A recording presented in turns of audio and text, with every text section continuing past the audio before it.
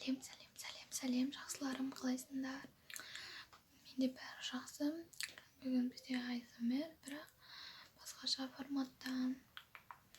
Бізде далада өте қатты жел, сондықтан даусымды сәл шығарып сөйлеуге тура келіп тұр. Бүгін біз сабын кесеміз. Менде мынандай сабында.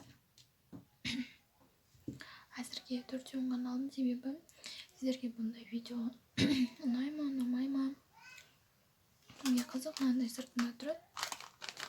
Мен уже ашып көрдім.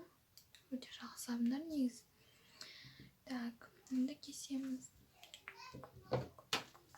Так. Егер сіздерге осындай видео ұнап, бұл видеоның астында көп просмотр, біраз лайк жиналса, міндетті түрде өте көп сабындармен түсіремін. Мысалға 100 сабын. Және де айта кетерлігі, менің инстаграм парақшама тіркеліңіздер, онда мен өте көптен қызық енді видеолар түсіретін боламын. Жаңалықтармен ең бірінші инстаграмда бөлісемін, сондықтан менің инстаграмға тіркеліңіздер. Және достар, енді каналға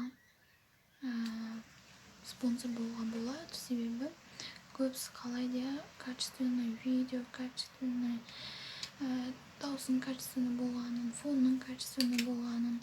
Сондықтан спонсор болам дегендерін описаниедан оқыңыздар. Негізі қиын екен сабынды кесу.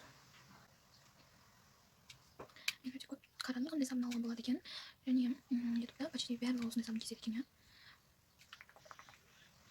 Ұзақ болып кетпесін видеомыз.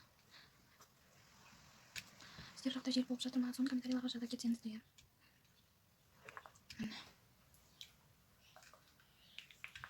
Кестік.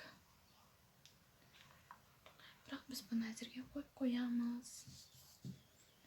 Екінші бір кесу түрі.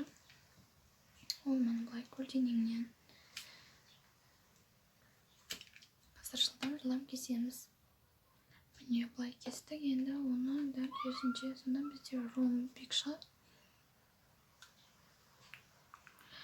Видеоның соңына дейін қараңыздар, себебі соңында қызық болады.